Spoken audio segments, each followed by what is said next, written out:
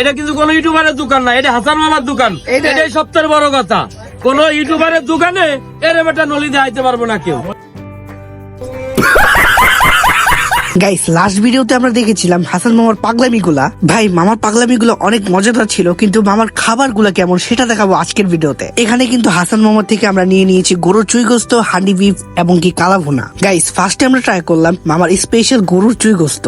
ভাই, গরুর চুই গোস্ত খাওয়ার মজাটাই হলো এই রসুনের ভিতরে, রসুনটা এইভাবে দিয়ে সুন্দর মতো খাওয়ার একটা আলাদাই মজা। ভাই, মাত্র 150 টাকা এই প্লেটারটা পাবেন, যেখানে 2 পদের ভর্তা থাকবে এবং চুই গোস্ত, গরুর চুই গোস্ত থাকবে। সিরিয়াসলি বলতেছি, তাদের মিটটাও কিন্তু পারফেক্টলি কুক করা হয়েছে, যার কারণে খেতে একটু বেশি ভালো লাগতেছিল, খুবই সফট ছিল। নেক্সট যে আইটেমটা নিয়েছিলাম সেটা হলো গরুর কালাবোনা। এই প্লেটারের প্রাইস হলো 200 টাকা। ভাই, কালাবোনাটা পারফেক্ট ভাবে কুক হয়েছিল, যার কারণে অনেক সফট ছিল।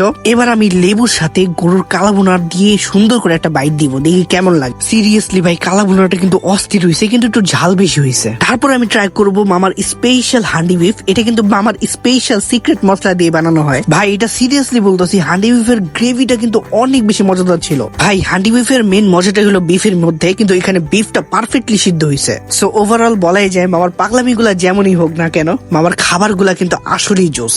ভাই, সিরিয়াসলি বলতেছি, ভিডিওটা কিন্তু শেষ হয়ে গেছে। সবাই ভালো থাকো, সুস্থ থাকো, আল্লাহ হাফেজ।